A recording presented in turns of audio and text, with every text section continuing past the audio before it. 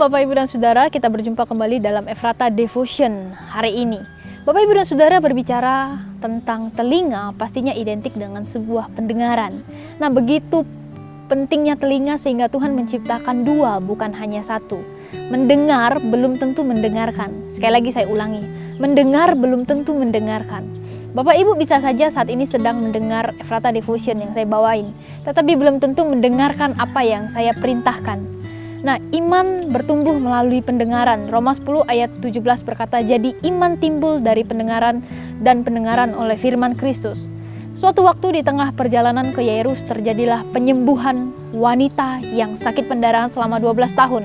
Berita tentang Yesus yang menyembuhkan orang buta, mentahirkan orang kusta, melepaskan orang kerasukan setan dan lain sebagainya telah membuat wanita pendarahan ini percaya bahwa Tuhan Yesus berkuasa menyembuhkannya. Itulah sebabnya ia datang kepada Yesus dan menjamah jubahnya. Sebab imannya berkata, asal ku jamah saja jubahnya, aku akan sembuh.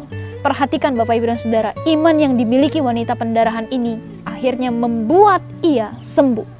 Selain itu firman Tuhan berkata dalam Yesaya 50 ayat 4, Tuhan Allah telah memberikan kepadaku lidah seorang murid, supaya dengan perkataan aku dapat memberikan semangat baru kepada orang yang letih lesu.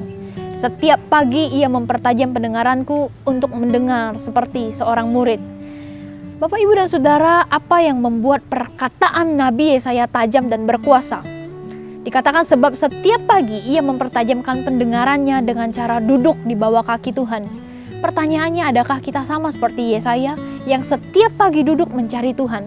Nabi Yesaya mendengar suara Allah sebelum menyampaikan kepada umat Israel. Kadang-kadang kita mungkin enggan duduk di bawah kaki Tuhan. Kita enggan untuk mendengar suaranya, sehingga perkataan kita bisa saja tajam tetapi menyakitkan orang lain. Milikilah Bapak Ibu telinga seorang murid. Banyak orang yang akan berseru kepadaku, Tuhan, Tuhan, bukankah kami berbuat demi namamu dan mengusir setan demi namamu dan mengadakan mukjizat demi namamu juga?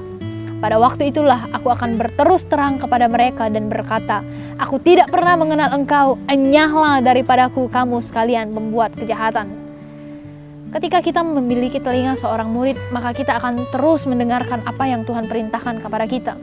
Banyak cara agar kita dapat mendengarkan suara Tuhan, melalui pembacaan Alkitab kita, melalui pementoran kita kepada teman-teman yang lain, melalui hubungan kita dengan Tuhan, itu menentukan semuanya.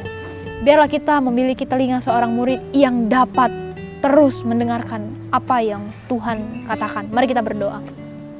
Bapa di surga, Bapa yang baik, Bapa yang mengasihi kami. Tuhan terus berkati kami, supaya kami boleh memiliki telinga seorang murid. Telinga yang dapat mendengar keluh kesah banyak orang. Telinga yang dapat juga mendengar suara Tuhan. Berkati kami Tuhan, mampukan kami supaya kami boleh melakukan firman Tuhan ini hari demi hari. Terima kasih Tuhan Yesus yang baik, hanya di dalam namamu kami sudah berdoa dan mengucap syukur kepadamu. Amin.